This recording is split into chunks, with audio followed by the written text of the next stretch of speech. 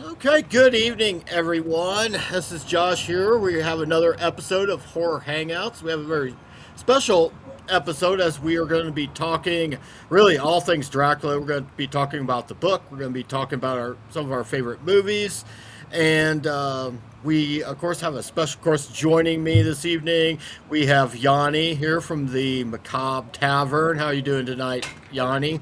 Hey everybody. No, doing great, doing great. Ready. That's all I need. Excellent. Kimberly, making her triumphant return. How are you doing this evening? I'm doing good. Thanks for having me. Excellent, yeah. And also, I should say, probably happy early Mother's Day, Aw, as we're upon that day thank tomorrow. you. So, Thank you. and and then also joining us a special guest. Since we are talking about Dracula, we have Monica Van Fleet, who came upon my radar about a few months ago on Substack, as she was constantly just every day something about Dracula this, Dracula that, and I'm like, oh wow, because this is my birthright. This is the movie that started it all for me.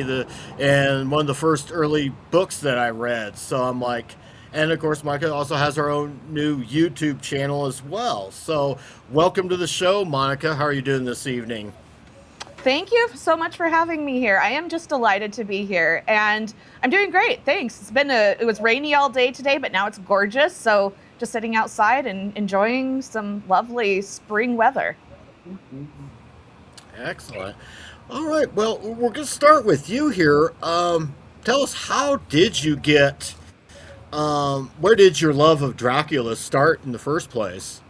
Yeah, I'll try to keep it concise because I get really Okay. excited. But I first read Dracula when I was probably about 13. I have always been a huge, huge fan of horror, huge reader my entire life. Books have always been my escape, my solace. And I yeah, have always had a love of horror. I read Dracula when I was about 13, and it had been a really long time since I'd read the book. And I have a relationship already with an organization called the Rosenbach here in Philadelphia, and they are a rare book museum and library. And I have been a member of this organization for probably, I think, about 7, 8 years. And I was on a very, very different, very corporate path, and had a life changing event about a year and a half, 2 years ago, and took this Dracula class at just kind of on a whim after like just wanting, as for my purpose of my own fiction writing, to study the genre on a deeper, deeper level. I've been doing that on my own for close to 10 years. And this Dracula class just came across my radar from the Rosenbach, and I said, why not? I'll take it. And I don't know if you guys know much about the Rosenbach, but they are actually the home of Bram Stoker's notes, his personal documents for writing Dracula. So all of his documents, all of his notes, including character sketches, geography, history. It is over 100 pages of documents.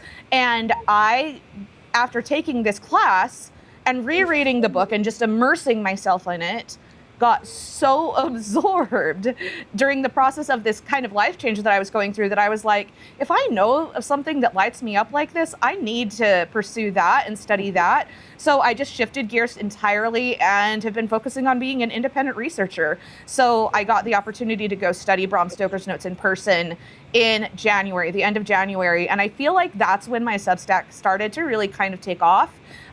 It's the You Want It Darker Substack, which is a Leonard Cohen note. I don't, if you're a fan, but anyway, so I write my own fiction on there, and then I started sharing my Dracula passion on that. And as I saw how people responded to it, I was like, I just feel like this is something that I need to bring to the world, not to get on my soapbox, but several of the world's most prominent Dracula scholars passed away in the last 5 to 10 years, and it just struck me as absolutely like mortifying of like who's carrying on their work. And there are people who are still working on it, but when you look at that knowledge and continuing the work, I was like, if I this no matter what other way my life goes from here, Dracula will always be part of it. Well, it's always, I think we all have those few stories or movies Absolutely, that we right? all we get excited and get passionate about, and that's wonderful. And tell us about what you plan on doing, for those who don't know, with your YouTube channel. Yeah.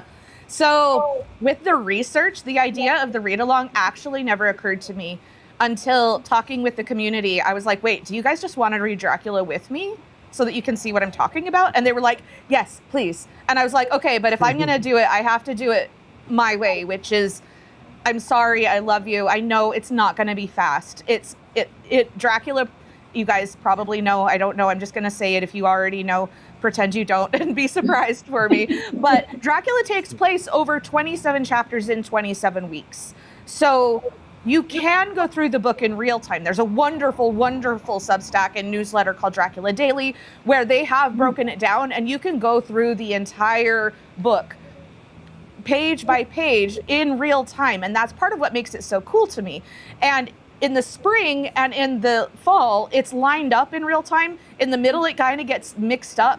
But if you go with Dracula Daily, in my mind, you could almost use this as a supplement to just understand the novel on like a deeper level. That I just think that like relevance of literature and the excitement about what it can teach us is something that I feel like I can bring to the community that I think is, I won't say it's been lost because it exists out there. It's just, how do we bring it to a broader audience in a way that we can truly initiate a meaningful change about people understanding how cool books are? How do they compete with your iPhone today, right? Like, let me show you.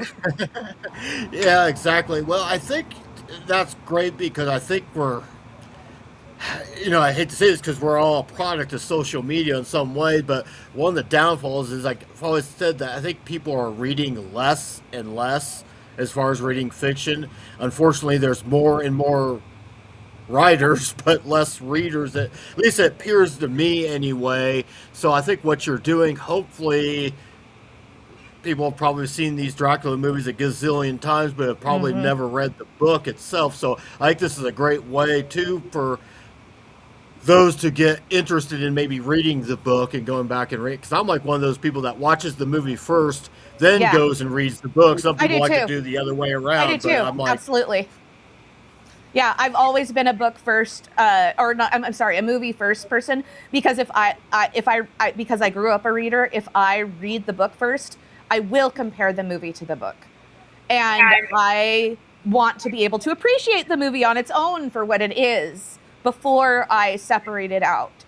It's funny that you mentioned it, because there's actually a quote, I can't remember which one of the critics said it, but he said that it should have been Bram Stoker's epitaph on his tombstone was, "I saw the movie." And I mean, it's not that's wrong. right. He would have still been alive when, unfortunately, Mary Shelley didn't live long enough to see Frankenstein on film. I often wonder what her thoughts would have been on it, but. And if Bram had lived longer, he would have. Unfortunately, he passed away before he got to see that. But that would have absolutely just made his theater kid loving heart so happy. All of this would. Well, that's right, because Dracula had played out, was a stage play for many years.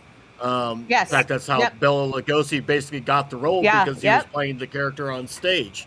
Yep, exactly. Did you know that he actually went to Florence Stoker, Bram's widow, and like outside of Universal, and was like, "Hey, let me play Dracula on stage," to try to convince her to sell the rights, and he got in trouble for it. Universal was like, "This was not sanctioned," but like, I mean, he believed in it. Like, I just think it's so cool. Exactly. Anyway, I was going to come full circle back to, I forgot, the moral of the story with the read-along is that now we're having weekly chapter updates, 1 a week, 10 minutes per chapter-ish, and it's just a deeper dive into each chapter to help you understand the novel at a deeper level. Excellent. Do you think, one question I was wondering, since you've started this research, what's something, I'm sure there's been plenty of fascinating things that you've learned about Bram Stoker, about his research and doing all this. What's one or two things that you find most fascinating, or you were most And I know that's a lot because you Oh my share goodness. quite a bit Yeah. every day. But Yeah, what that is, you probably have seen. At first, I was like, am I screaming about Dracula too much? I don't want to be annoying. But every day I post at least one fun fact of the day. I saw a meme maybe 6 months ago that was, do you ever have that friend that just will walk in and say, fun fact, and then just drop the most unhinged nugget of lore on you and walked out like it's absolutely nothing? Like, I want nothing more in life than to be that friend. Like, that is my life aspiration. So that's hard because it's probably been actually, yesterday it was 100 days of fun facts every day about Bram Stoker and or Dracula, books, films, all of the above, but mostly book related on my Substack. And I'm going to continue it as long as I can, TBD. But right now, I would say of all of the things that I think is most interesting from my research is that today, Bram Stoker basically is immortal, right? Like, very few people today, even if they are not a reader, do not know the name Bram Stoker and do not know that it's associated with Dracula, even if they don't know the book, even if they don't know the films. But Bram Stoker couldn't have been Bram Stoker without Henry Irving. And Henry Irving is not a name that people know today anymore, really. I had no idea who he was. And I consider myself a theater kid. I grew up on musical theater on the stage. I feel like my teenage years were defined by theater, and I had no idea who Henry Irving was. He was a classically trained Shakespearean actor who was really famous in the 1890s for his villain roles, and specifically Shakespearean villains, and he played Mephistopheles in Faust. That was one of his biggest roles. And because of his influence on Bram and Bram's influence on Henry, this relationship that was partially based in Henry Irving's like absolute megastardom of the 1890s is part of what positioned Bram Stoker, who was really just a kind of a regular lower middle class guy who became Henry's stage manager, his business manager and personal assistant. So they could not exist without each other, really. But Henry Irving kind of left Bram Stoker out to dry in the end. He was his theater manager for 27 years. And when Henry Irving passed away, he didn't even leave Bram Stoker in his will. So nobody made money off of Dracula from the book. By that point, like, the book was not a bestseller. It sold well, but slowly. So you want to talk about why Florence Stoker was pretty pissed off about Nosferatu in the end is because, like, that was all she had to live off of. Bram was gone, and like in the biography, I think it was in Something in the Blood, David Skull says, for Florence Stoker to maintain herself in her old age, she needed Dracula to remain robust and employed, because that's all she had. So it just is a very different perspective that I think people see on the films, even though they're so intertwined. Because when you read Dracula, Bram, in my mind, wrote it for Henry Irving to be. So people, there's all these rumors deep in the Dracula lore of Dracula was based on Henry Irving because he was super famous for these villain roles, but I don't think that's true. I think that Bram Stoker put his life and soul into Dracula to be the production of his childhood dreams, hoping that Henry Irving would produce it for him. And he never did. So, kind of jokes on Henry Irving, because it may not have happened in his life, but Bram is the one who remained immortal. Well, I guess that's what we call poetic justice, isn't it? Right. It may not happen in your lifetime, but man, it comes around. It sure does there, because we're still talking about Bram Stoker and his stories and his movies almost now well over 100 years since the book came out. Over 100 years later. And we're coming up 1897. on 100 years since the first movie. Yeah. It's amazing. Yep. Kimberly, did you have any questions or anything you'd like to add? No, I mean, I'm just, the level of research that you're doing and the facts that I'm learning just from this conversation alone is just. Did I get that? Is just profound. Oh, thank you. And it just proves how many layers horror has that people don't know about. and history and nuance, and it's just, I mean, Absolutely. it's like you're like a horror archaeologist. I love it. That is kind of how I feel. That is Yeah. kind of how I feel. I think, and I would never, because I truly, this is a passion project for me. I call myself a researcher because nobody can argue with the term researcher. But people are like, oh, so you're a literary historian. And I'm like, right, but this is not my degree. I am not affiliated with a university. I am an independent researcher. So ultimately, I would enjoy claiming the title of Stoker Scholar. But I like that. my goal right now is to catch up on what all of the other scholars have produced because it's amazing. But I mean, for me, I think the true passion, it was like a switch when I handled Bram Stoker's personal notes and I held that history in my hands. I was like, oh no, this is it. Yeah. Yeah, and I love your chat, your Substack chat. Oh, thank you. I'm so glad people are enjoying it. Yeah. Oh yes, of course. Well, it gives us something else to. Well, it's like you've now joined the Scare Stack faculty now. I love it. I love and it. your area is all things Dracula, and so wonderful. That's part of why I was so glad for the invite, because honestly, it's like, no, my focus is Bram Stoker as a human being and the book, but they're so intertwined that you cannot separate them. Yeah. So interesting. I know Final Girl Friday is out there, and she says she's learned a lot in just the 5 minutes she's been on. I'm so glad. I'm so glad. That would be. I'm pretty sure that's Molly, who's playing Hooky today. But it's her birthday. It's her birthday today, so we'll happy cut her some birthday, slack. Molly! Happy birthday, Molly! Happy birthday, Molly. Cheers to the blood room. Uh-oh. And speaking of someone who always has something useful to say on Substack, here's Kyle to join us. Hi, Kyle. Hey guys, can you all hear me okay?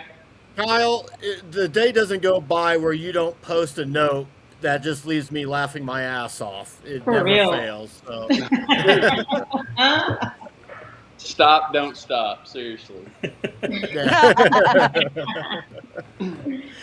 Well, Kyle, we've been talking to Monica. I don't know if you've met Monica yet on Substack, but she's our big-time Dracula I have seen your name, aficionado, in passing, but not officially introduced. Yeah, I've actually read of some of your posts, and I think I subscribe to you too. So yeah. Awesome, sweet, yeah. I see a lot of your notes and posts that come through for sure. Yeah, I'm a fan. Very cool. Awesome. I love Likewise. your focus. I love your focus. It's great. Thank you. Very well. And apologize for running behind. I actually had to come on through my phone. For some reason, it's not wanting the link is not wanting to work through my laptop. So anyway. Ooh, that's weird. Apologies. Thank you all for being with me. Well, I know Kimberly had some problems coming on too, so I don't know if that's a Kentucky, Florida thing going on. It could be. But, well, I didn't think it was going to come through on my phone. I actually sent you a message. Obviously, ignore that now. I just now saw it. Yeah. So, but luckily, it just like popped up. Thankfully, I wasn't picking my nose or anything. So, as I was sitting there waiting, I wouldn't have thought twice about it if you had been. So. Okay. Well, we're in a safe space, right? Absolutely. Circle of trust. Oh yeah. About as safe as you're going to be, I think. But I don't know. I don't know. We have like one or two people watching right now live. So, and one of them's Molly. So I don't think it's going to bother her any. So.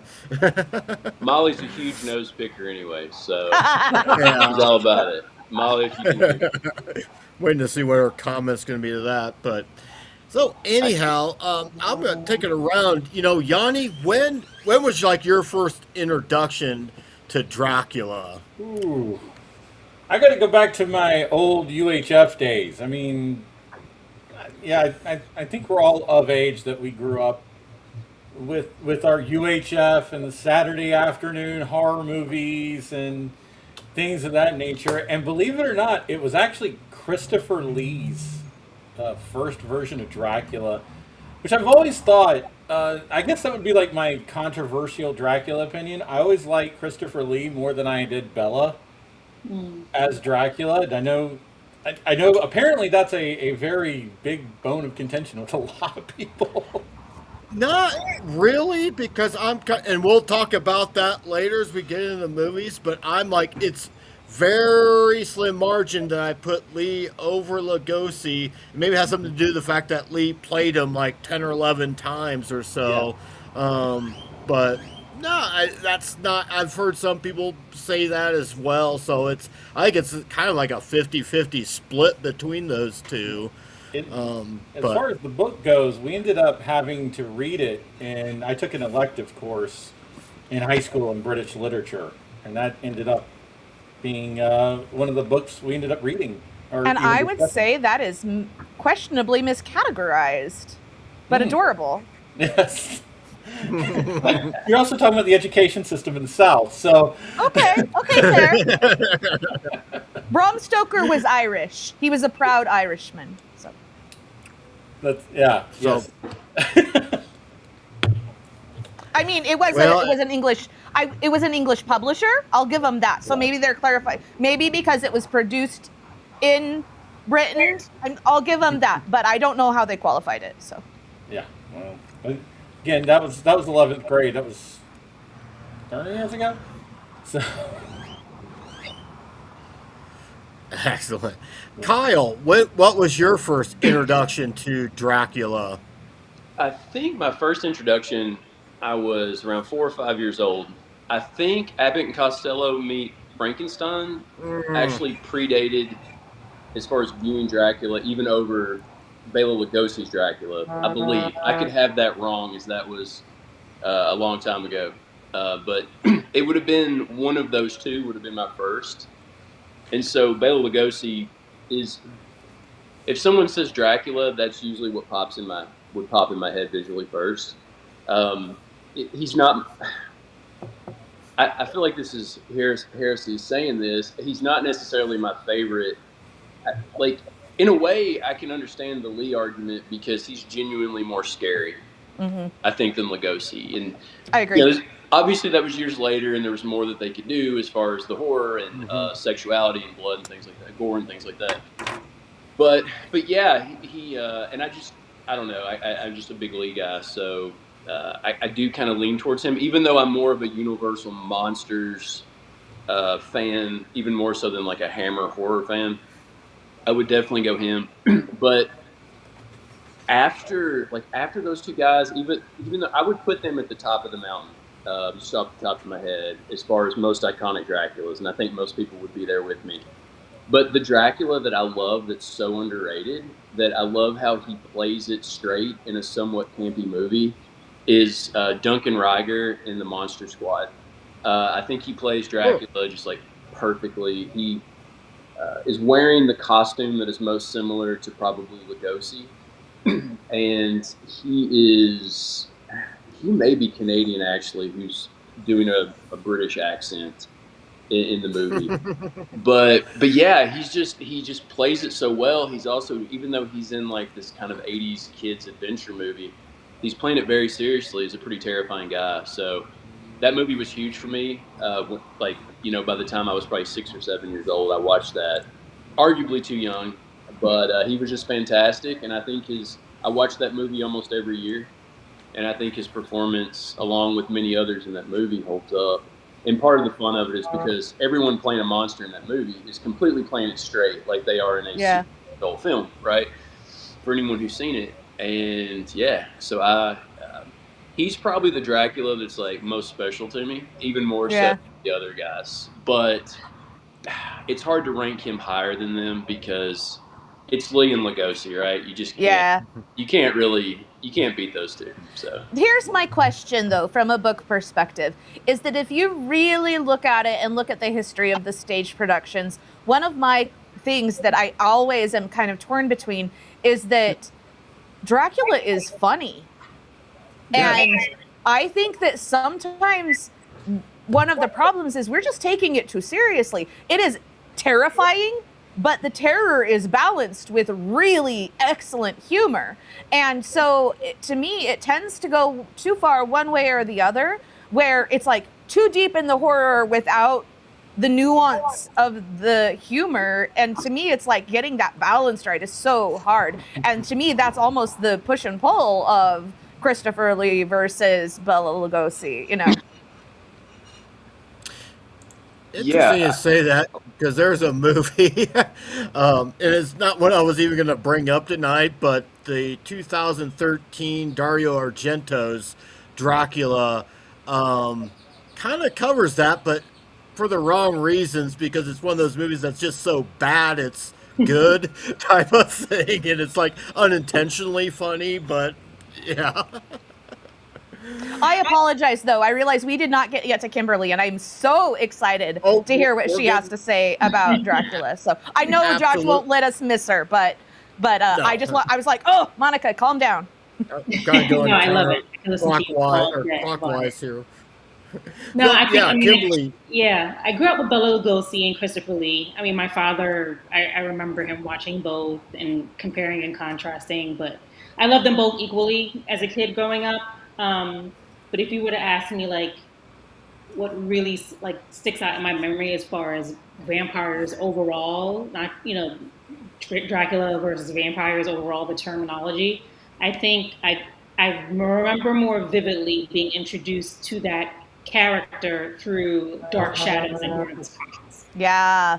That's what I remember, like really sitting down with my father watching consistently, and that's more etched into my memory as a child. So yeah, just and then also after that, Salem's Lot. So those two, Mhm. yeah, I remember that. Even though I vaguely remember like him watching Bela Lugosi and Christopher Lee and talking Yeah. about Dark Shadows is what really cemented that creature and character in my mind from my childhood. Yeah. I was just thinking too, and this wasn't a Dracula film, but it's a very Dracula-inspired character. But the character of Jerry Dandridge, Oh, played by Chris Sarandon in Fright yeah, Night, that's my favorite. kind of embodies what Monica was just talking Yeah. about, having this sinister with a certain level of dark humor. Mhm. He might be the one that does that better than anyone that I can think Yeah. of. It just now popped in my head, and I know, Kimberly, you're like, Chris, Jerry Dandridge is like your fantasy husband Yes, in he another is. realm, but My vampire husband, I love him. Kimberly, I just learned a lot about you right there. Yeah. Oh my gosh. Yeah, I mean, I saw that when I was like, preteen, and he was just, and then, just the music, the 80s and the music and his outfits and him eating that apple. Yeah. I love it. That was such Pretty a much cool sealed word. Him eating the fruit through the whole movie like a bat would. It was so cool. Like, Yeah. I think maybe he came up with that himself, which I thought was awesome. So, Mhm. and it's something that stands out with his character. That's something. One of the first things I think about is him, munching on apples throughout the movie. Mhm. Mhm. Yep. So good. yeah. Well, I think a lot of people know where I started with Dracula. Technically, I guess you could say it started with the Count on Sesame Street, which, in a weird way, Hey, kind of started my PBS, fascination. yes, please. That's true. And it made me want to watch the actual movie. And then, like Yanni was talking about, the UHF channels, which we had. I grew up in Fort Wayne, Indiana. Channel 55 every Friday night. They started about 10 o'clock. They would start Hold. having Josh. showing the yeah. You're saying you learned something from public broadcasting? Did you not Okay. know that we're actually a public broadcasting channel? At least I'm trying to be. I We are didn't know very that. I educational here. love that. I love that. The word- Yes. The Does that mean word I need to go of into my today NPR is voice? what? That's very Again. correct. Cheers to the bloodroom. Yes.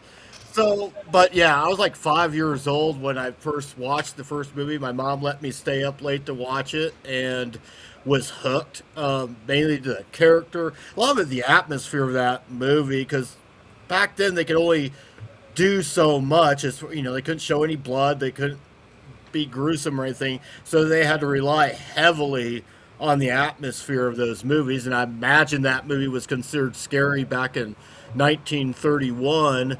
But that was my first favorite, and it wasn't very much longer. There was another local channel that had maybe slightly newer movies on. By newer, I mean 60s, 70s movies, and that's when I started watching the Hammer films on that channel and saw the Christopher Lee Draculas, and and I think I was about 10 when I read Stoker's novel, so probably a little bit too young, but I read that. I remember reading that one and Mary Shelley's Frankenstein back to back, which was quite a tough task for a 10-year-old to take upon. That's a fever dream waiting to happen. No wonder I turned out the way I did. But, I love it, though. I mean, you did something right.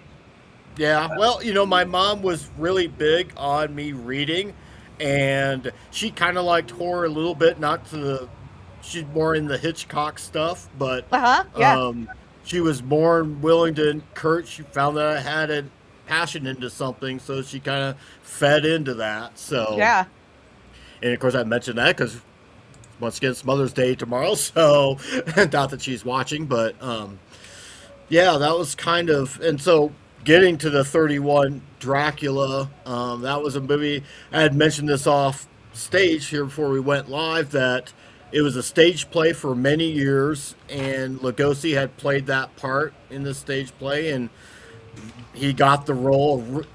Initially, Universal was thinking about having Lon Chaney Sr. play that role, but he died, of course, at a very young age, and they went ahead and gave it to Lugosi, and the rest is kind of history, and... If anyone wants to dig super next level nerd, David Scull, who wrote one of the most recent big Stoker biographies, I mentioned him earlier. His Stoker biography is Something in the Blood. His other big book is called Hollywood Gothic, and it is just his retelling of Dracula's transition from stage to screen. Fascinating, like riveting, like history work. Very cool.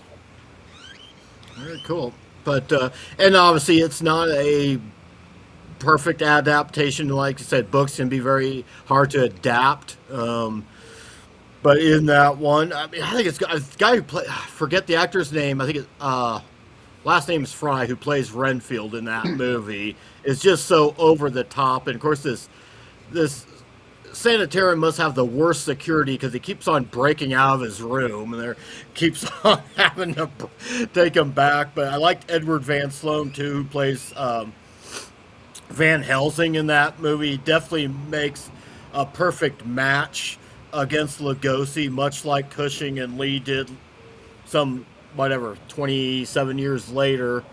But what's everyone else's thought on the 31 version of Dracula? Yanni, you're up. I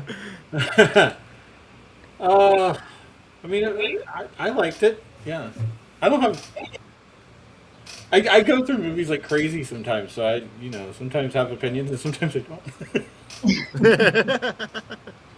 don't. Monica, I mean, had you ever seen the original Dracula? I've seen most of them, but most of them have only seen like once, and some of them I saw when I was a kid, and I haven't seen since then. So they were very, very formative to me, but I'm almost afraid to watch them now because I have them so idolized in my mind that I am like, what if it doesn't stand up? And so I'm kind of like in the I just am going to cherish the memories kind of standpoint because there's so much to watch and read. One thing I need, and I'm going to skip forward, I don't know if you're planning on discussing it, but one that I do have on my list is the 76 BBC edition because I am book brain version because it is supposed to be the most actually faithful to the book, but still well done and still very thoughtfully put together. But I have only seen little snippets of it, so that is one I'm on the lookout for. Good, but 31, it's been a long time. Yeah. In here. Yeah, it has been, and I typically watch it at least once a year, right around October when I'm watching a lot of other older Universal films. That's just one that's always going to hit the hit the rotation, so to speak. Kimberly, any thoughts? I think we momentarily have lost Yanni and Kyle. Any thoughts on the 31 version of Dracula and what your Yes, thoughts were when same the thing first with time Monica. you? Like I saw it when I was a kid, and that was the only time I saw it. So yeah, a lot of the old. I mean, I do. I mean, I saw movies a long time ago, but Bela Lugosi as Dracula, and because I watch a lot of horror documentaries, and they always really talk about the filmmaking around his eyes and how the shadow and the lighting, always zooms in on his eyes. And I mean, someone put in the chat about Gary Oldman as Dracula. I feel like both of them, out of all the Draculas and vampires you could think of, I think Gary Oldman and Bela Lugosi, they had like this similar way of invoking emotion through the eyes. Yes. Yeah, so that's what I remember about the movie and about Bela Lugosi. That he didn't have to say It's a a word. really good call out. Didn't have to say a word. The light and same Yeah. thing with Gary Oldman. Gary Oldman was just like, and I love Jerry Dandridge, but he's the modern, he's sexy, but Gary Oldman, I mean, and Bela Lugosi, I feel like they tug at the heartstrings. Yes, they got a lot more of the physicality of the role, I feel like, which is actually evocative of Henry Irving. He was a very physical actor. Like, you talk about Dracula making the imperious gesture at the wolves, and there's a painting of Henry Irving as Mephistopheles, I can't talk tonight, making an imperious gesture, and I can almost picture it, and I feel like what you're saying exactly speaks to that, where just the physicality of the role, they pull it off in a really convincing way. Yeah, Gary Oldman I mean, oh my gosh. It was just like I would do just take me now. Like, I will go to the edge of the earth for you. And like, it was just so very emotional Dracula. Very emotional. Well, we can go ahead and talk about that one too, and then maybe swing back to the Christopher Lee Dracula. Yeah, I remember, because that was directed by Francis Ford Coppola, most notably for The Godfather and Apocalypse Now.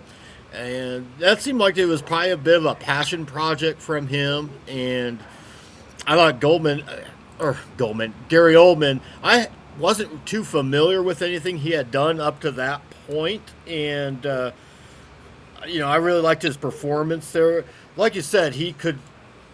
And I think Lee does this too. He has a very physical presence where he doesn't even have to say anything, and he's really creepy at the same time.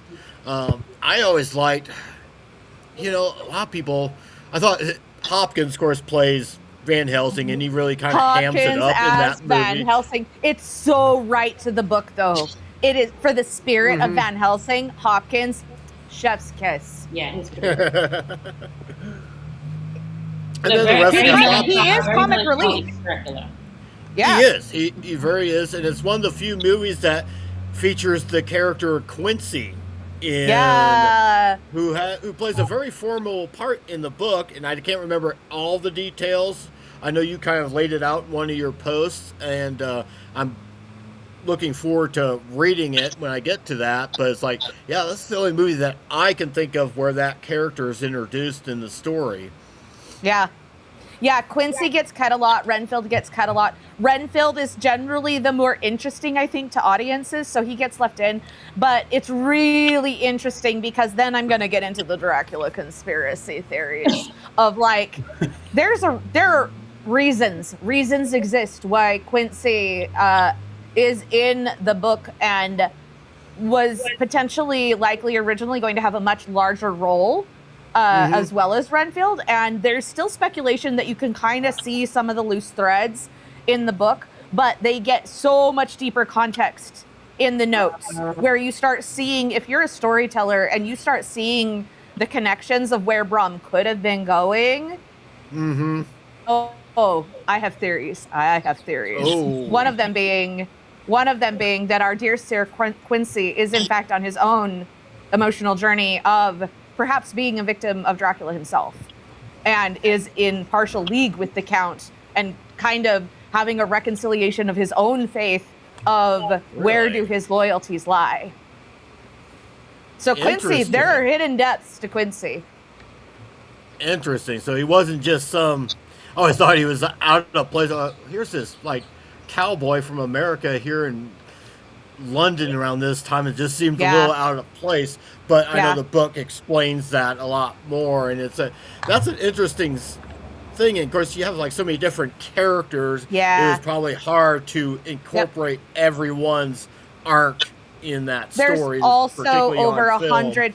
Yeah, that's part of the problem. I mean, I'm trying to remember who it was. Somebody asked me why I thought there hadn't been very many like true to the book remakes, and part of it is to do it that kind of justice. Like, it's just the epistolary form really is. I mean, other people disagree, but in epistolary form, it's hard to translate the emotion to screen sometimes, because it is a form where the film has a lot of advantages over prose. I'm sorry, I'm a writer first and foremost, but it's true. It's just a different medium. So you can't expect a book to do the exact same thing as a film and vice versa. I mean, I'm a big video gamer, and it's another form of storytelling, and taking advantage of that medium to its fullest potential means sacrifices. So I do understand why Quincy gets cut sometimes, but the depth, because Bram Stoker, now I'm going to go on my soapbox again. I'm so sorry, guys. Hold me back. But no, go for it. Bram Stoker knew America. Quincy, I feel like in many ways existed because Bram Stoker, like highbrow literary, he was going for gold here in his effort to woo Henry Irving to his cause of producing Dracula. But he was trying to sell books because homie's theater business was taking a turn, and they always want the hottest, freshest thing. Henry's getting older, so things are turning. Bram he gets qualified to become a lawyer, and he's like, what if this doesn't continue to work? He doesn't have a 401k, so what does he do? He starts to try to produce something that Henry will want to make. And so it just all kind of comes full circle into the character of Quincy. There are so many potential story threads that I see for potential movies, video games, that have not been touched because most of that depth of the lore is in the notes. And that is what my friend Francis Ford Coppola brings slightly wrong, is that he says, this is Bram Stoker's Dracula, but then I'm like, okay, then homie, give Renfield his due. Give Quincy his due, because there is a fascinating depth of a story there that has not been told. I mean, some in fan fiction like type novels and series, absolutely, those do exist. But film, I'm talking film. I want to see it. Give me the blood robe. Absolutely, yeah. I always kind of thought, looking back on that version of the film, I liked the film. I think and I think I mentioned this several months ago, my only real critique of it wasn't Keanu Reeves' British accent at all. I give him a pass because A, he was very sick while filming that, and B, he's just a cool dude, so I'm going to give him a pass. I didn't like that they kind of made Dracula a little bit of a sympathetic character. I agree. And I kind of like him to be a little bit more. He's a monster. He can be still seductive, but still a monster at the same time. That was like his allure is in his magnetism. It's not in his looks. It's not in his being a sexual being. It is in mind control. Yep. Absolutely. I think too. I'm sorry. No, go ahead, Kyle. Oh, I was just to speak to Bram Stoker's Dracula, the Coppola film. The creatures that he turns into, I think, are some of the best iterations of him in a bestial form. I can't think of anything else that stands out that looks as great as like the actual bat creature that he becomes, and the tragic. I love that you call that out. Yeah, it's so cool, and like the line where he says, "Look what your God has done." Yeah, like very chilling. Which is part of why like I'm not sold on the redemption arc at the end. Not gonna lie, but that's the part I can't stand is the very end. Yep. Like I don't need a redemption arc. Thank you. No. Yeah, and it wraps up. really, I feel like it's a pretty perfect movie as far as this kind of like over the top gothic Mm-hmm. version of Dracula that also has horror throughout it.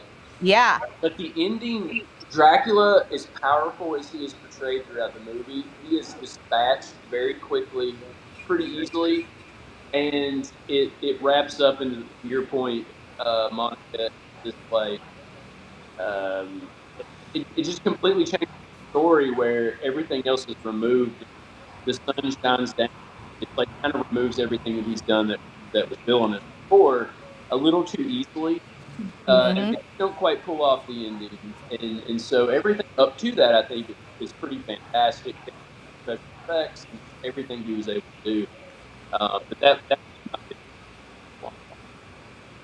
Oh, I'm breaking up Did there. you I guys kind of read the article? I'm sorry, the where I did the Mina's Got a Gun article, because the actual original ending that Bram wrote for the novel, I kind of would like to see somebody try once, just because it is so over the top, it's ridiculous.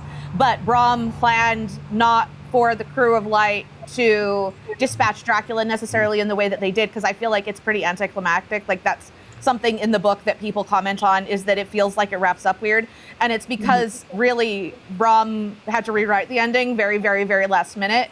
And he originally had a Maxim gun, which is one of the very first types of a machine gun, which I imagine then would have had to have been mounted on some sort of a, they use a leader wagon, so I imagine it would have had to have been on some sort of a wagon or a carriage. And I just want Mina just opening up like on Dracula, just like mowing him down with, I mean, that's very violent. I apologize. I know that this is a horror hangout though, so I feel like I'm among friends. But like, because she just never gets her due, and I think that would be so epic to see someday. oh, yeah. That's one thing I think a lot of the movies, and there's one movie that does it the best that I'll mention later, where if I had one critique of really most of the Dracula films, is Dracula's death scenes at the end of them are fairly anticlimactic. I can give a pass in the 1931 version because it's 1931, so they couldn't get overly gruesome. We just know that Van Helsing goes into his lair and boom, boom, and that's it. We hear and that's it there. So it is kind of anticlimactic, and they've never really been able to, really make that a very I guess. Yeah. Yep. And again, because I really think, editing. yeah, I think that it needs to be, because this is all pure fan speculation, really. But Bram, there's always been the speculation that Bram was going to write a sequel. He told at least one person he was going to write a sequel, and he is notably in the book. Dracula is not killed the way that Van Helsing says he needs to be killed for him to perish. Right. So, if you're quibbling semantics, is Dracula dead? And is his death kind of a letdown? Because the notes to me hint that if he was going to write a sequel, that it was going to be set in America. In his, he spent a lot of time in America on tour with Henry Irving, and in his notes there is an article called "Vampires in New England," and it kind of just gives you that hint of like, maybe because he had to change the ending at the very last minute, and he was like, all right, this is it, and it's not done the way Van Helsing says it is, that the reason the ending doesn't feel quite right is because it is supposed to have a sequel, but he never made it. So Well, Hammer Films made plenty of sequels. yes, they did. Yes, they did. Their Dracula, so they must have picked up on that. Hey, I don't think Bram meant for him to die. I think he was supposed to have like 10 or 11 sequels, so I think we'll do that. Well, and in spirit, he did get them, right? Yeah. Back to my point earlier of like, who actually attained immortality here? Bram Stoker, man. Any other thoughts on? And once again, the Coppola's version is, I mean, it has one of the best looks, I think. And of course, it's 92, so you better get it right, and you got the backing of a major studio, so they did all that. So it for the most part, hit on all the points that I would want out of a Dracula film. Anyone else have any thoughts on Coppola's Dracula? When Very well. Oh, I'm sorry. I interrupted. No, go ahead. No, well, I was just cutting back. You had that when I dropped off there for a second and had to come back. You all were discussing the Lugosi film, and Yeah, it sure. is not. I think that film is it's a beautiful it's beautiful, and especially in the Gothic. But as a story overall, rewatching it as an adult, and it was never my favorite of the Universal monster movies, but there are Dracula of Lugosi's Dracula that I feel like drag pretty hard. Um, so for me as an adult, it's more of a background film that I keep on if I'm throughout like Hmm. like that. I don't quite invest as much into the story as say like even like Bride of Frankenstein. Um, although I love Lugosi as that character, I think it's one of the weaker Universal films of that era. Um, and part of that is probably because I wasn't as drawn to it as much as I love the novel and the character. And I do find these films a little more engaging, which Mm. makes sense, right. The 30, 30 to 40 years later, They're made as for the a modern sensibility. yeah, Yeah. sure. Exactly. And so, to take that into account, but it is it's an absolute classic. Hmm. Lugosi is always in another 100 years, in 200 years, if we're still not us specifically, obviously, but people like us who still talk about movies in outer space or wherever we are, We it's still will going to find a be way. it's still going to be Lugosi over anything. I don't think that goes away. I don't think anyone has ever going to top on the track. I think he's going to because he's so iconic. So, but with Oldman specifically, the fact that he looks so different, long hair, top hat, Mhm. the badass sunglasses that he wears Mhm. are so cool. It's one of my favorite, flourishes in the movie. Aesthetically, they really capture that Victorian vibe, but in Yeah. a cool way, like very the artistic direction and the costuming and the set design, again, just so Yeah, good. it's fantastic. Yeah. When he turned her tears into diamonds, I was done. So good. Mm. So good. Well, Right? and the line I traveled across an ocean of time. Like, That you don't get any line. better than that, right? Like, Yeah. Yep. that's I mean, he could say that to me, be like, oh well, okay. Right? Uh, it's Where just are a we great going, line. Count Dracula? Well, Oldman said in an interview he took that role just so he could say that line. He's always wanted Really? to say that Oh line, wow. I and read that's that, what yeah. really made him like really want to take that role. That line Um, is actually not in the book. I didn't think it was. Interesting. Yeah. I Yeah. didn't think it was Yep, that was either. in It's the just screenplay, not yeah, that was original to the screenplay. Epic, hmm, epic line. So good. though. Yeah. Yes, very It's well almost done. ridiculously romantic. Like Yeah, it is. Mhm. where it Yeah. teeters on being too much, but it doesn't veer into just your corny. Like it works. It works. Mhm. What I think is the most romantic line in the book is not one that is in any of the movies, and it's actually in a letter from Mina to Lucy right in the very beginning in chapter 5. She says, I'm longing to be with you by the sea where we can speak freely and build our castles in the air. Mhm. I love Lucy too. Oh, she's so good. I love him. I love that. Everyone Yeah, loves Lucy. Everyone wants to marry her. Mhm. yeah. She had like 4 or 5 guys that wanted. Yeah, 3 For guys. real. Yeah, 3 He's Oh a my wishes. total gosh. She player doesn't in want that to hurt movie. any of their feelings. She doesn't want to turn any of them down. They're going to be so sad. Mhm. I She's just Yeah. so always remember her wholesome. saying, "I love him. I love him. She's so wholesome. Yes. But coming back to the Lee version, the horror Dracula, which was the first one, and it's like Hammer Films was like the first studio to kind of start the remake craze because they started remaking all of the old Universal films, and horror Dracula is certainly not the most faithful adaptation of the book for sure because they do change a lot of things around in that. For example, Jonathan is actually uh, scheduled to wed Lucy instead. Mina's actually a little bit older in this, even though she does become the main target for Dracula. For that movie, and Yanni, you talked about how Lee's your favorite. For me, it's just Lee's on-screen presence opposite Peter Cushing, who's my favorite Van Helsing. So those two alone just...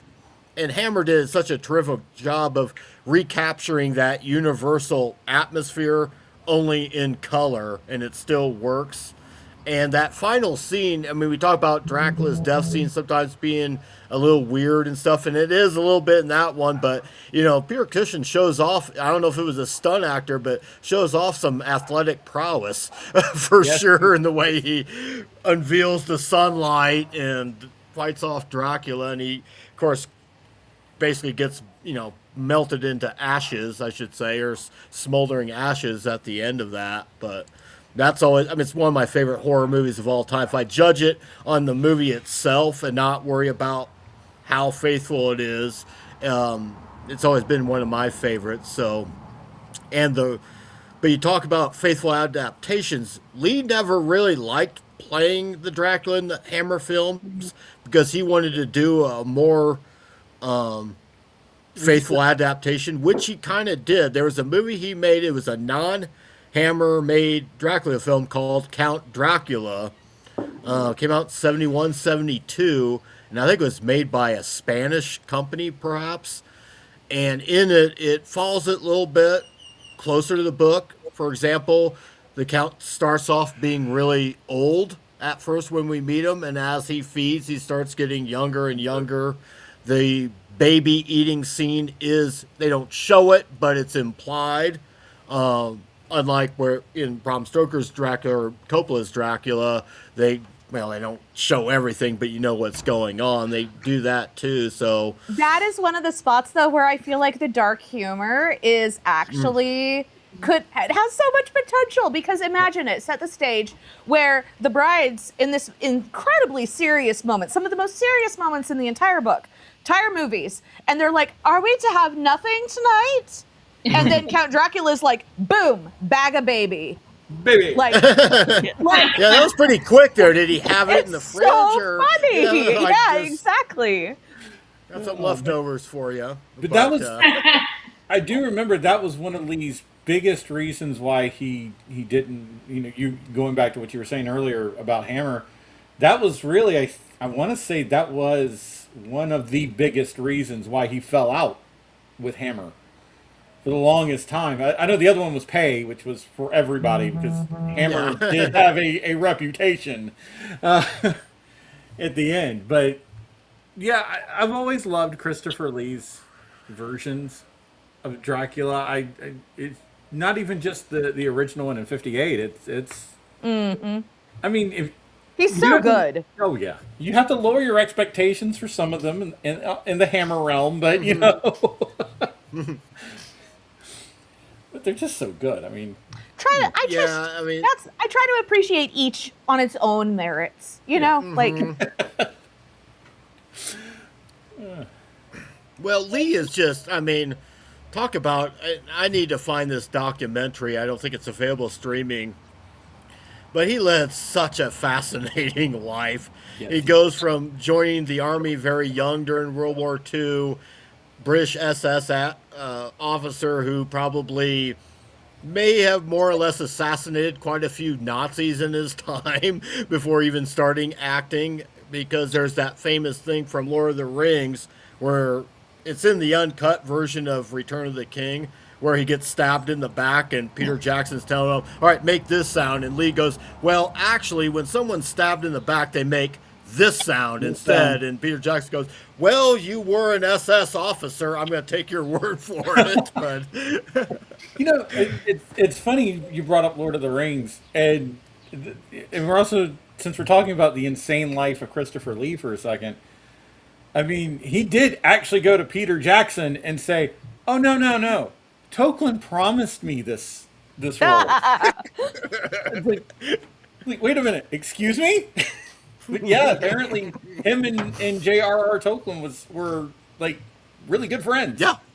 Yeah. That seems about right on par for the community, though. I mean, Yeah. and again, you guys know I'm always going to bring it back to the book, but like Bram was friends with Doyle, like, creator of Sherlock Holmes. He's friends with Mark Twain. He's friends with, like, just all the who's who of the literary community. They're all connected. It's the greatest part about this community, anyways. I mean, Absolutely. we all end up Absolutely. people. Bonded Just over the thinking- love of horror, right? Like, Yes. you got something in common already. Oh yeah, didn't take long because you had mentioned, I think it was before we got on camera there, that Kimberly was one of the first people you got to know. I think she might have been at least one of the first 5 people maybe that I probably subscribed to. I think everyone on camera right now, I think Kyle and Jan, I think you two were like within the first 10 people that I probably subscribed to when I first got on, about however long it's been now, a little over about 16 months maybe. So Yeah, I'd say every bit of it. I have a question. yeah. Have you all ever seen the the actor Frank? He played Skeletor in the '80s universe, but he play Dracula in the '80s? I'm glad you brought that up because that was a movie I was going to bring up tonight. And I guess that's a segue here. It was the 1979 version of Dracula, played by Frank Langella. Langella, yes. Yes. It started, and I rewatched it last night because I hadn't watched it in a while. And that was another early movie. I probably watched that on network TV in 81, 82. And Sir Laurence Olivier plays Van Helsing. And Donald Pleasance, 1 year after playing Dr. Loomis in Halloween, plays the character of Dr. Seward in this version. So once again, he's playing a guy who has to deal with crazy people.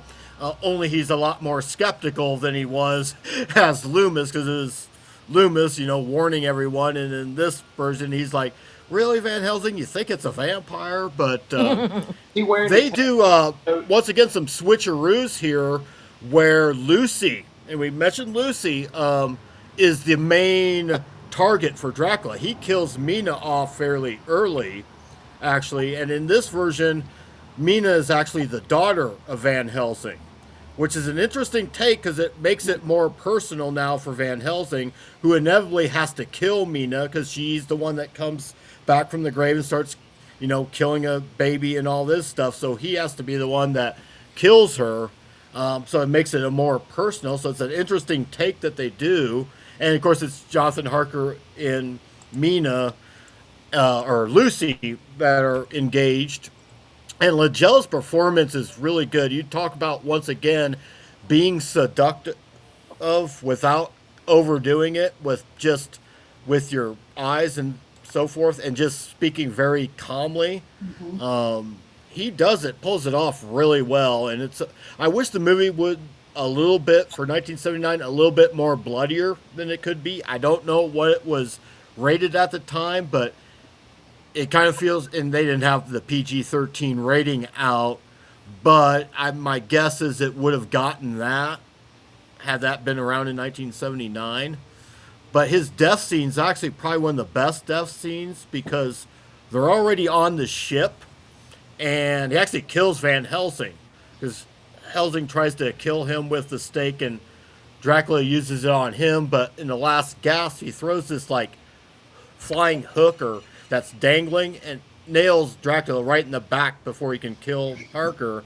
And they open up the ship, and they pretty much hoist him up there like a flag, and he just slowly burns and slowly ages to nothing, to where there's nothing but a cape. So it might be the best death scene of Dracula, but it's almost like Langella kind of part Christopher Lee and part what would become Gary Oldman's character, only not as sympathetic. Romantic without being, poor creature or anything like that. He's just unapologetically evil. He knows it and he doesn't care. But that's one I was going to bring up tonight, so that was made for a good segue. I don't know if anyone else has ever seen that version. a couple of the weirdest sex scenes in it. Yes, because it's it gets blocked off in a very like 60s red Yeah. flashing lights and stuff like that when he's seducing Lucy. And I will say it's the best. I don't remember the actress's name, but I think it's one of the better versions of Lucy because instead of being this ho hum, very, I guess, I don't know, I was going to use the word floozy, but I didn't want to use that word. But she's a much more headstrong character in this version. And yes, she does eventually succumb to Dracula, but prior to that, she's a lot more sensible, actually. She's almost more of a stronger character. And in these movies, especially the older ones, the female leads weren't particularly written very well. Once again, it's a product of the time. And I think she's one of the better female leads in this movie. So that's my take on Dracula 1979. I think it's really interesting that you bring that up, because I feel like that's one of the things that I would like to see really in film again is that Mina and Lucy, to me, are really the heroes of that book, right? So we don't really see that in the film versions very much. They aren't written very strongly. Even in the 92, like I've never really seen a film version where I felt like the spirit of Mina and Lucy are brought to film in a way that is compelling to me. Honestly, because of their depth that I see in the book and the potential of that kind of a storyline versus just the traditional go male gaze, like, we're going to have all the guys get together and kill the vampire, because in the books, like, Lucy is not a floozy. Lucy is a very elegant, well-to-do, socialite in prime standing. She is the creme de la creme of like fancy pants. She's not a floozy. She's very strong-willed. She's very she's very headstrong. She's also very sensitive and kind, and that is a Lucy we don't see in film. We also don't see Mina in film a way that again is like true to the character potential, and that's a relationship dynamic that I have not seen explored in any film version that I feel like, again, lost potential. Somebody out there write the screenplay. By the way, her name was Kate Nelligan. Okay. She's still alive.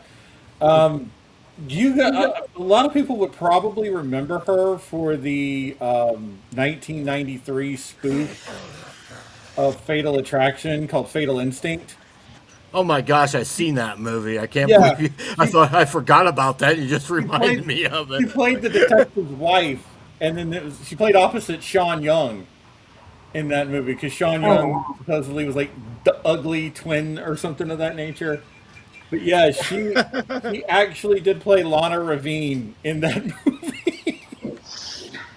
God, I apologize, guys. I have movie. to run pretty soon, but I have not figured out if there is a way that I can like chat with people, because there've been a few things in the comments that I wanted to address. Like, somebody says that they would love to ask if there are other vampires allowed in the discussion, specifically Anne Rice and Lestat. And oh boy, like if you ever do an Anne Rice or like other outside of Dracula conversation, like that is a fun one too. So that's something. Yeah. I mean, I wasn't planning on going there, but something maybe later in the year. Yeah, I would love to see that. Another vampire special, basically vampires other than Dracula, and get into that, and we can talk more about that. And that's oh Lord. I mean, that's another. Even though I'll admit, not a big Tom Cruise fan, I did like the movie. I wish they would have went with her.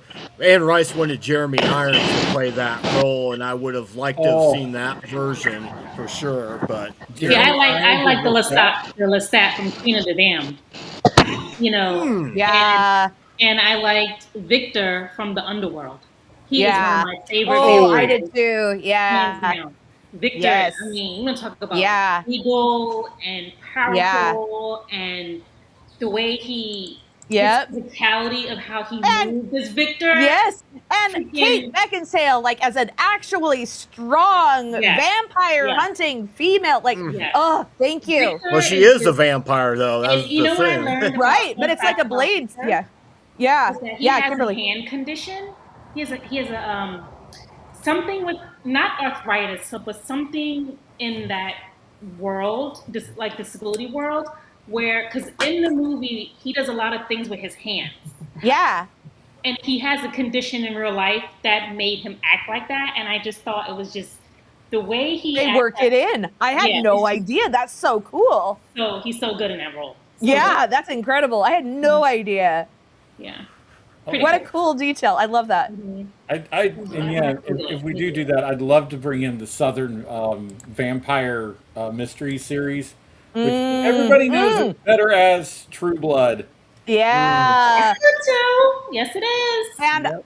I can, if you guys are interested, I don't know if you guys want to continue that discussion, but I've read all of the True Blood books, and so good. Also, Grady Hendrix. Yes. That is my so favorite book good. of all time. So good. is So so that good. is another book I want to see. Is that Southern Book Club's Book Guide to Club Slaying Guide, Vampires? yeah. Oh So my good. gosh, I would die. I would love that. needs to be If made that into goes a into a series. movie, Yes. listen. Sign me up. Take my money. Yeah. He's got two. Not only the Southern Vampire guy. I would love to see what's it called? Final Girl. Final Girl support group would be a great movie. You know what other one would be a great movie?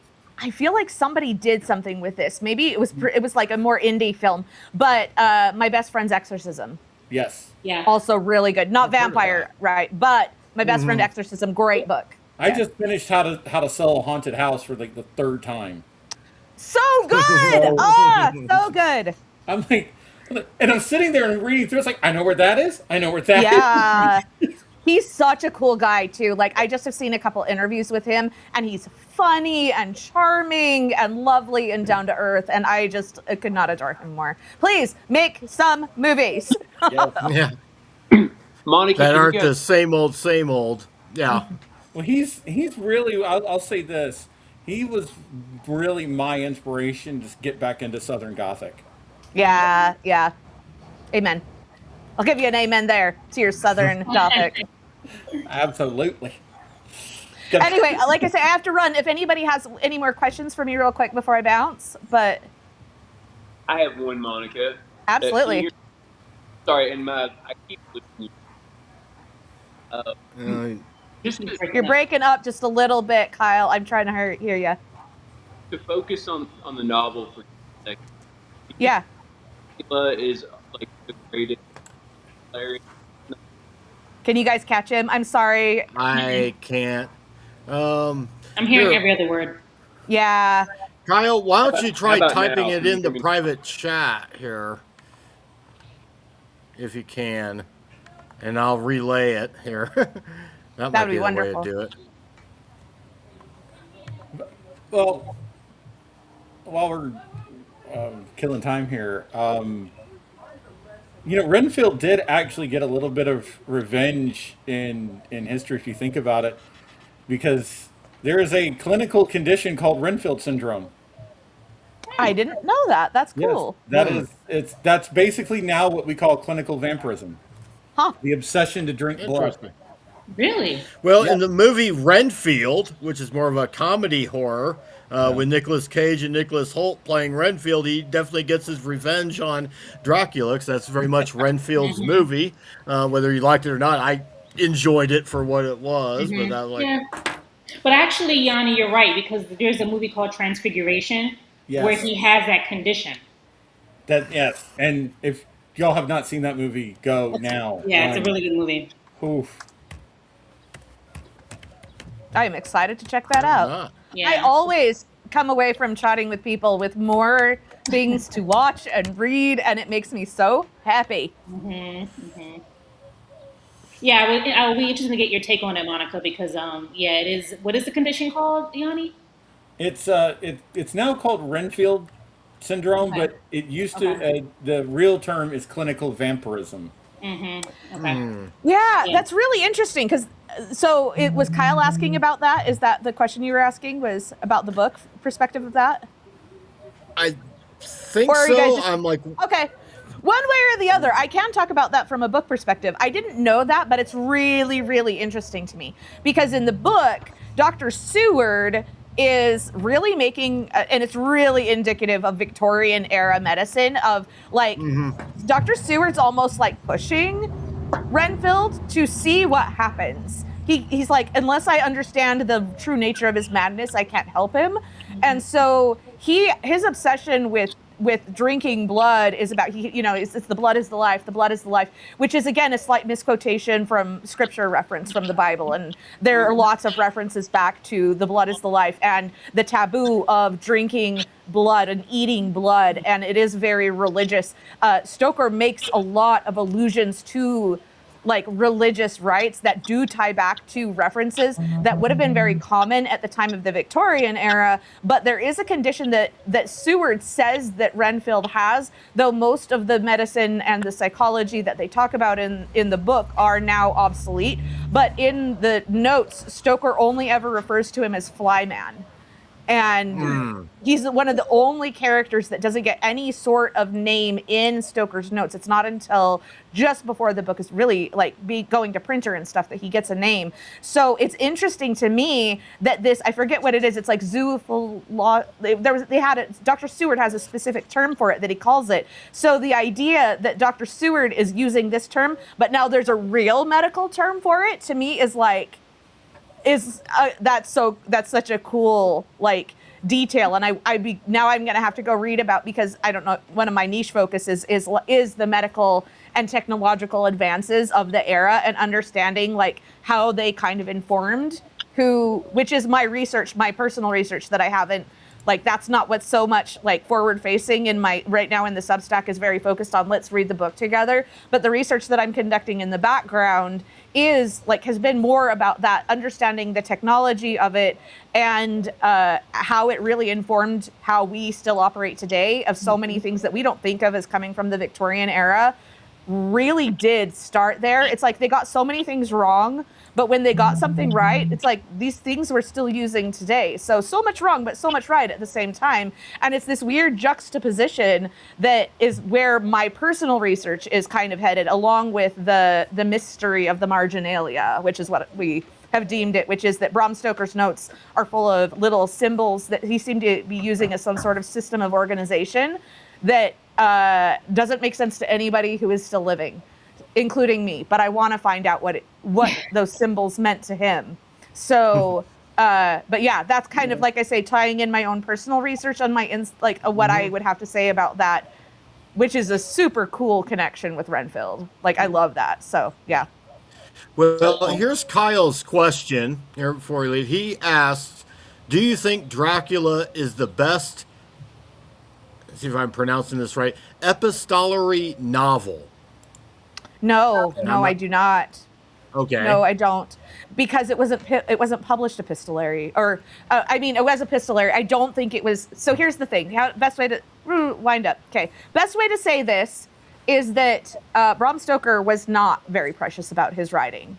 I make no illusions that what Bram Stoker was an incredible writer. I don't think Dracula's a classic because of Bram Stoker's amazing prose. What Bram Stoker was a genius at was stagecraft. And so the thing that makes Dracula classic is his vision in the book is so cool and so well formed, but it's not necessarily the writing. Even though the writing is sometimes great, don't get me wrong. But like, that's just wasn't really his goal. His goal was commercial fiction. So do I think it's the best epistolary novel ever? No. But do I think it's the most entertaining epistolary novel and therefore perhaps the most effective? Absolutely. From a literary device perspective, if you want to talk about epistolary form and from a high craft perspective, then you're going to have to look into a lot of other Gothic influences in the genre. Wilkie Collins. I could go on and on and on. Pre-Dracula and post-Dracula. It is great. It is what it is more than anything to me is effective, because it's not necessarily about the artistry of the prose in Dracula. It's about it is about what you guys are talking about here today. It's that essence of the creature, the the horror of Dracula and that vision. And so it is one of those cases where I really think the storytelling itself is stronger than the writing. Interesting. And I would say that's kind of interesting because, not to get off topic, we're in the middle of we've been doing this on Substack, everyone giving their, and this, of course, been led by Kyle, talking about The Spring is King, as we've been talking about Stephen King adaptations. And I've never thought that King was the greatest literary writer, but his strength has always been his I was going to make an character allusion writing. to King because I'm trying to, I get on my soapbox and I could just go on and on and on, but Stephen King Right. has much said the same about himself. And last Yeah. year was my year of King. I haven't started writing about it yet because I'm focused on the read along, but last year, because Right. my focus is still writing. I want to be a novelist. I'm also a Dracula researcher, but I write fiction. And that's where this all started, was understanding the masters. And I was never a big Stephen King fan because I was a reader and I was a little too literary. And I was like, he's so pretentious and he's blah, blah, blah. Sure, his stories are good. His films are good. But like as a writer, he's lacking. And I just got so caught in that I was like, I am blind, finally. When I did my year of King, which was last year, I read at least one Stephen King book because that's my deal, right? Is like, how can I call myself a horror writer if I have not studied the masters? And how do you get more masterful in our day and age than Stephen King? So I am going to study Stephen King. I read 14 Stephen King novels last year, and my perspective is completely changed because I would make that same kind of an illusion where in one of the first things that Stephen King says in his memoir is that nobody asks us about the craft. And don't assume that it's not because we don't care about the craft, but it's not really necessarily like, first and foremost, he's a storyteller. His vision of the story and what he's putting together is masterful. But he's a good writer too. He's perfectly, obviously, like he's wildly, wildly popular. He's changed horror as a genre as we know it from a foundational level up for how many years now? How many decades now? So to me, it was one of those cases where I was like, I'm sorry, guys, I was the asshole. Because I take it all back. Like, he is a cool dude, and I finished the Dark Tower because now we're in May, and I have read another 3 or 4 Stephen King books, and my year of King was over. So if that is not a conversion, I don't know what is, because that is one of my messages I feel like I would give to aspiring writers out there is like, pick what you do and do it the best you can. Because if you are not every single one of us needs to write Ulysses, not every single one of us needs to be James Joyce. Not every single one of us needs to do your passion, do what lights you up. And if that is telling scary stories to entertain people, it's okay for it to be about that. It doesn't need to be that is a pure motivation. Particularly now, offering people some joy and a moment of levity. Oh my goodness. Yes, please. So anyway, there you go. That's always been my approach to writing, is just write when I want to, and hopefully that comes out in the writing, and hopefully people enjoy the stories. But I've always know focused what you do on well. Know what you do well. Yeah. Focus on what you do well and do it as well as you can. Yeah. Right. Very good. All right. This was so much fun. So much fun. Please have me back. I would love to be back. It has been so delightful to get to know every single one of you. Well, it's been a great having you on tonight, Monica. So we look forward to your Substack, and I put the link to your YouTube channel in the wonderful. In the video description. So hopefully we can get because trust me, I know how rough it is to build subscribers. I know Yanni has his YouTube channel as well, and we're like very tiny fish in a very big aquarium. Yep. If you think Substack is a hard nut to break, join YouTube and you'll find out. Guys, I'm also this is my little stage Disney. I am a stage kid. I am a theater kid, which is part of why I'm like, yes, let's let's talk movies. Like, it's not all books for me. I mean, I focus mostly on books, but it's not just that for me.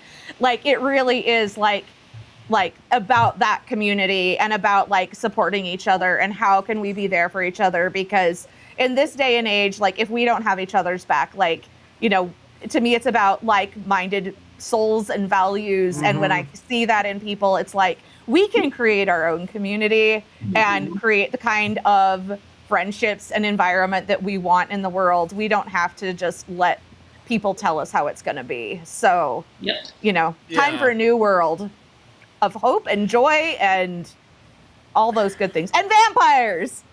Well, yes, and I think if we pulled our money together, we could find a deserted island and start our own country someplace. Amen. Anyway, so wonderful. Right. Thank you guys so much. Thank you for joining us. Take care. Okay. Take her off. All right, well, it's wonderful having Monica on with us. So I guess, are there any other Dracula movie or Dracula adjacent movies? Because I've got one also I was going to talk about later that anyone else would like to discuss. Yanni, anything from you? Not right offhand. I know there was a Dracula scene in Ed Wood. I do remember that. I don't know if y'all remember that or not, but yeah, there was. Well, Martin Landau had played Bela Lugosi in that, and I have. It's been shortly after that movie came out. It's the last time I saw it, so I don't remember a whole lot about that one. I think he even got like a Best Supporting Actor nomination for that movie. There's also, what was it? Oh, because okay. As somebody who's really into Grindhouse and really into insert exploitation here. I mean, somebody was going to bring it up. Blackula is one of my favorites of all time. I mean, and even in the Grindhouse genre, it's probably number one for me.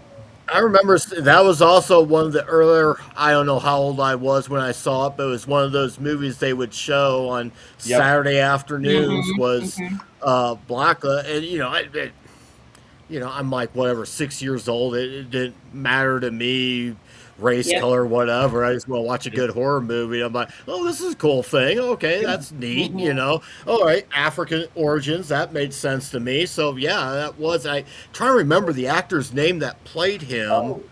I don't remember the name. Yeah, I saw it as a kid, too, and I was like, oh, this is cool. William Marshall. That's right. William Marshall. I was like trying to remember that. And I'm trying to think of Pam Grier. Was she in one of the sequels? Yeah. And for some reason, I'm thinking that Pam Grier was in one of those movies. Maybe it might have been Scream, Blackula, Scream, perhaps. But that was always someone I wanted to see do more horror was Pam Grier. I loved her in Jackie Brown. So I was about to say, she was in a lot of blaxploitation movies too. Yeah, she was. Yeah, she was.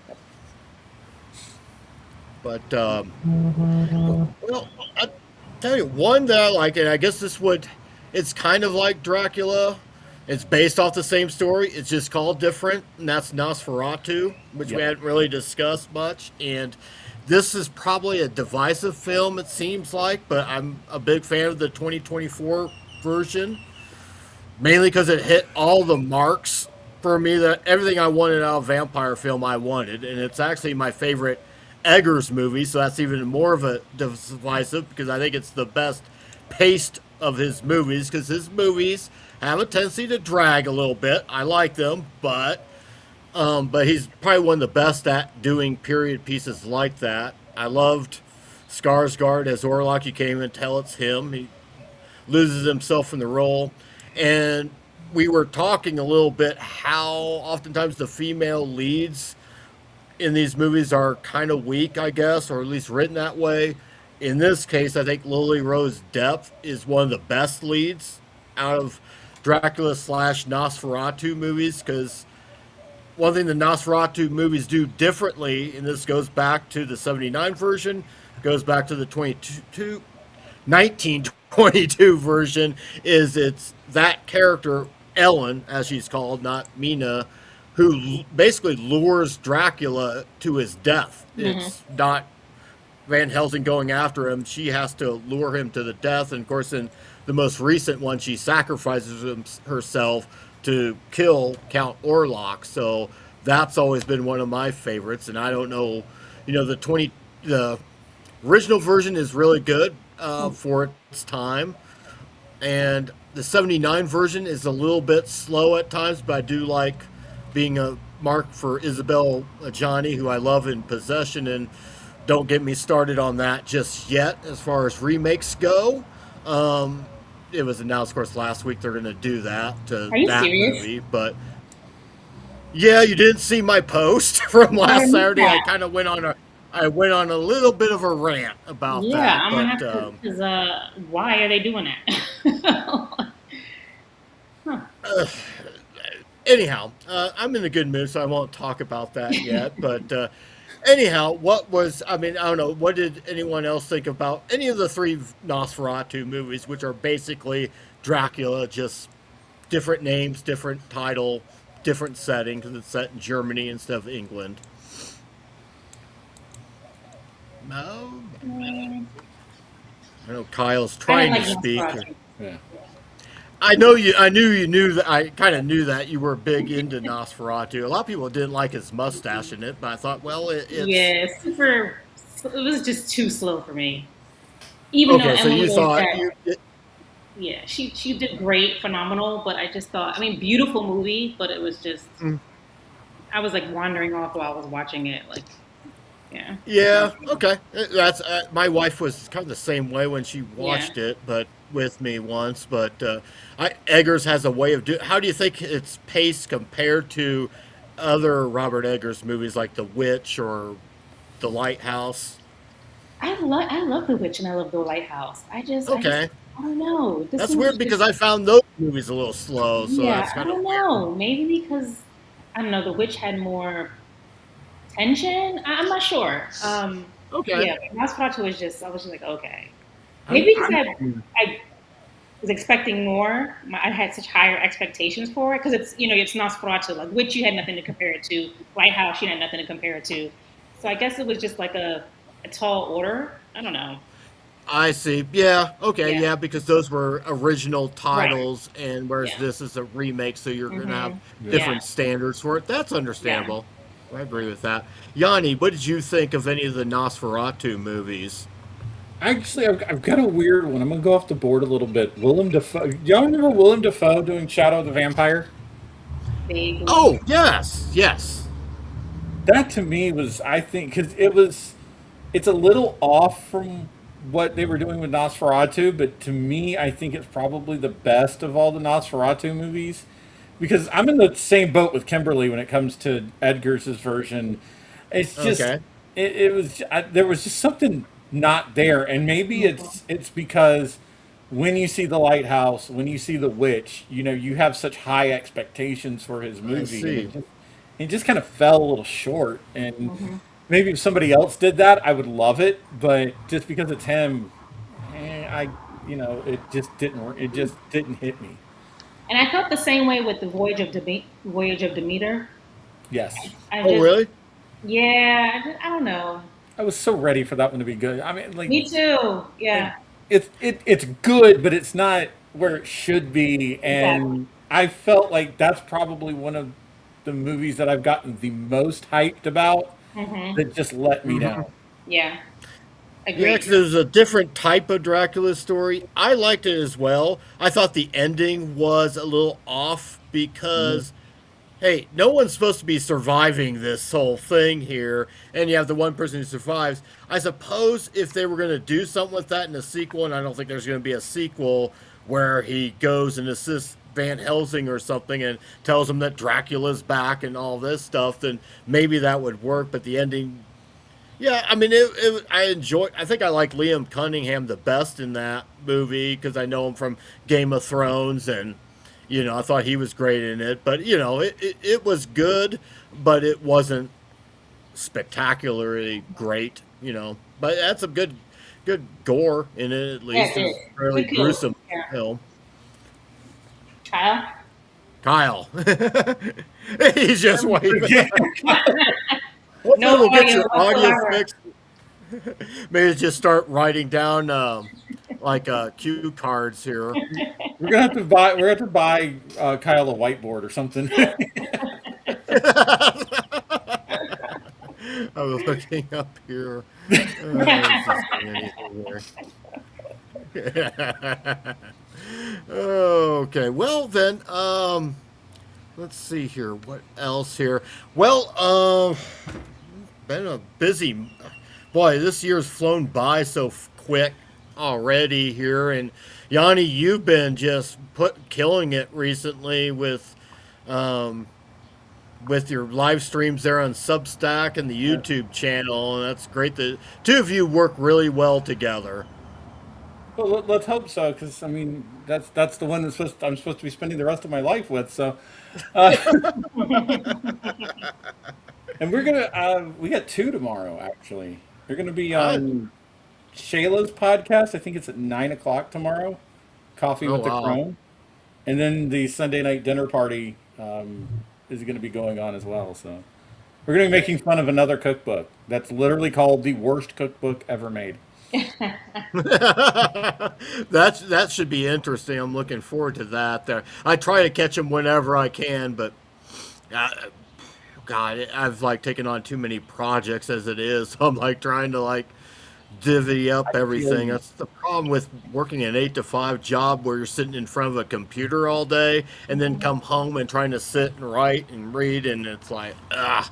Sometimes I just have to like take some time off here a little bit. That's why I It's what I call normally it's what I stay call off on McDonald's syndrome. Sundays. Yeah, it's what I call McDonald's syndrome because if you make hamburgers all day, the last thing you want to do is come home and eat a hamburger. So Yep.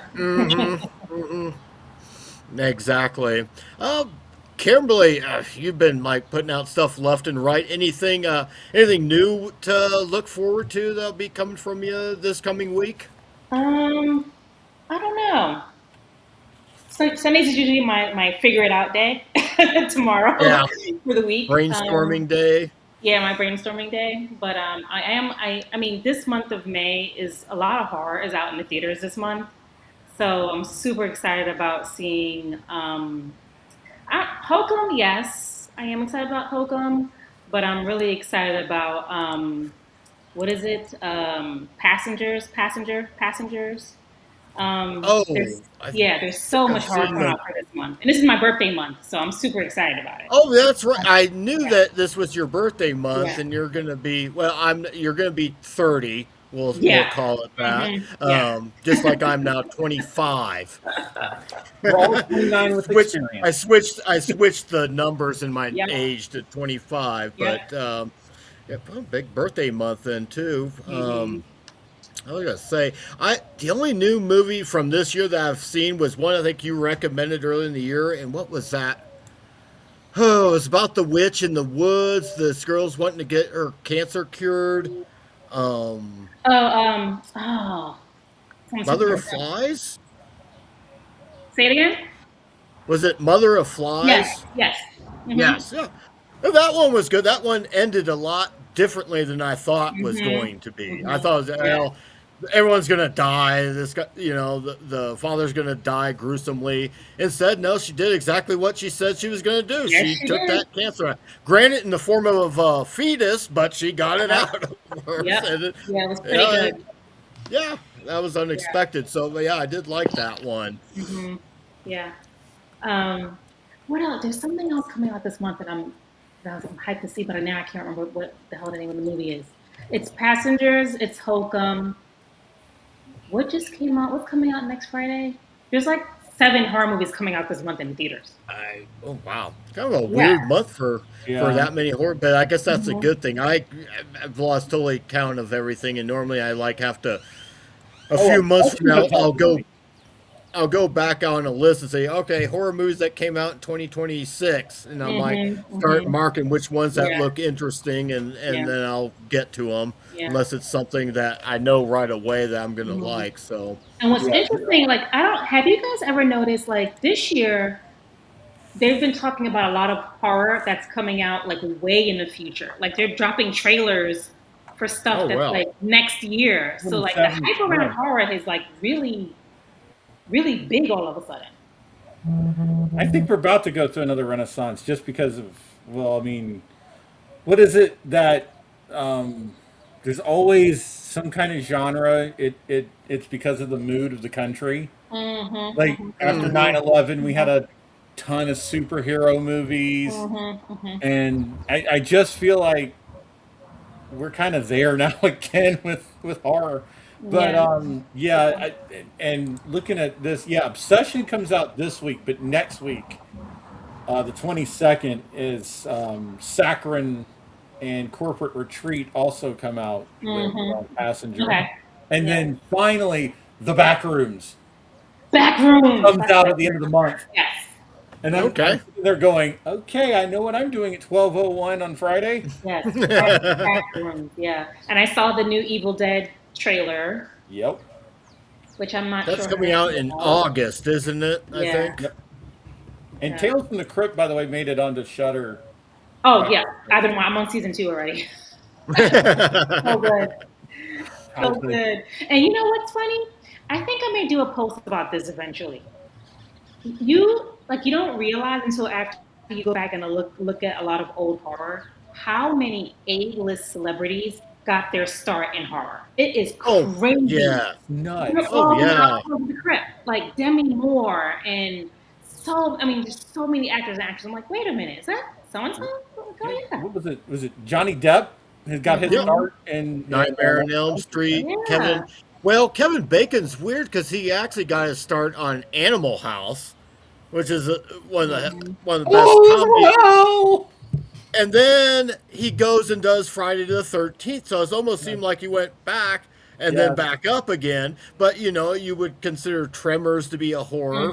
He certainly did Stir of Echoes, which I think is one of the most What was that underrated '90s horror. It And is. then series he did Hollow where he was a Man. cult leader? Mhm. Yeah, there was that movie from a few years ago. I haven't seen. Well, it's called They Them, I think. Yeah, Oh, yeah. that's good. I remember that. That was a good Okay. one. Did y'all remember the nine? No, it was the. I want to say it was like the mid 2000 series he had on Fox where he was like a cult leader. No. No, I do not recall that one. No. But they just canceled a show on Amazon Prime, which I thought was pretty good, where he was a demon bounty hunter, and it only did one season on Amazon Oh. Prime, and they canceled it. The Following. That's what. Oh yeah. I remember that.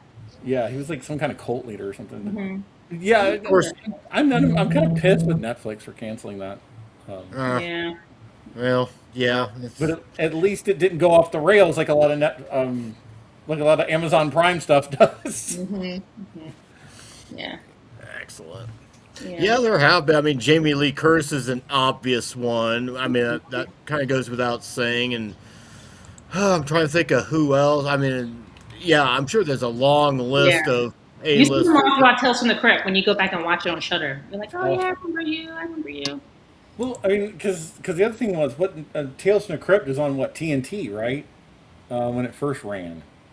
No, HBO. No, it was on HBO. Yeah. TNT wasn't even a thing yet, I But I don't think, I think. think TNT ended up getting like last few seasons of it because Oh, yeah. HBO got rid of it and TNT just wanted something to come in before Joe Bob Briggs. I think if I remember right, because the TNT season sucked. But no, I think that was one of it because that was the selling point of HBO. You could bring in a whole bunch of big time celebrities, but yeah, Mhm. you just go back and you watch all of these and you're like, holy crap. Because Mhm. another one that got his start, William Peterson, Mhm. I believe, got his start in a horror movie. He was Manhunter. Well, yeah, He was Will one of Grant. my all-time favorites. Yeah. And then, well, I mean, he never really made the movie star status, but he made it big with that With show CSI. CSI. Yeah. Yeah. This guy I wish would have liked to have seen do more movies because besides that, he did a movie, I think, after Manhunter called Live and Die in L.A., Yep. Mhm. which Remember for that. some reason I want to say was directed by the same guy who directed Exorcist, William Friedkin. Really? Yeah, I could be totally wrong on that, but it seems like, and granted, it's not even a horror movie; it's more of a kind of a cop mystery movie. I think it. William Forsythe was in it too, if I remember correctly. It's been a long time since I've seen it. And Pearson was also in Young Guns too. He played Pat Garrett. Oh my gosh. How do you feel? How do you feel about the Exorcist remake coming out next year? Like, I mean, I'm dramatically like, hell no, but No, Ryan is doing it, so I've I only just have to seen. smell it first. You know what? I've only seen the original. I haven't even seen part 3, which a lot of people yeah. say is terrific. He's redoing the original. Okay, well, no. The Exorcist just isn't. It was a movie that just never lent itself to being a franchise anyway. I never I just thought it was kind of weird because what else are you gonna do? I mean, I guess there's some. I guess they did something different with Exorcist Yeah. 3 with George C. Yeah. Scott, which I guess Yeah. everyone good. talks great about. So I guess I never saw the It's one good. from a couple years ago because I had just like no, just do something. I mean, Blumhouse has kind of gone for me off the rails because they went from being a company that was doing original horror films now and establishing new IPs, and now we're just going to take existing ones and Yeah. milk them Yep. for all we can. And it's like, Mhm. other than the Black Phone and maybe a few other handful of movies, they're just kind of like up and down a little bit with that. It's Yeah. like I don't. They're gonna Yeah. put down. Yeah. And listen, it's nice you want to do video games, Blumhouse, but I mean, stick to what you know. Is what I tell them. Some of their games are not good. I wouldn't know. I'd have to ask my son on that if he's even knows that they've done video games, but he would know I'm, if they're any good or not. I'm But actually surprised in the Dracula conversation that none of us brought up Castlevania at all. Like for old school gamers.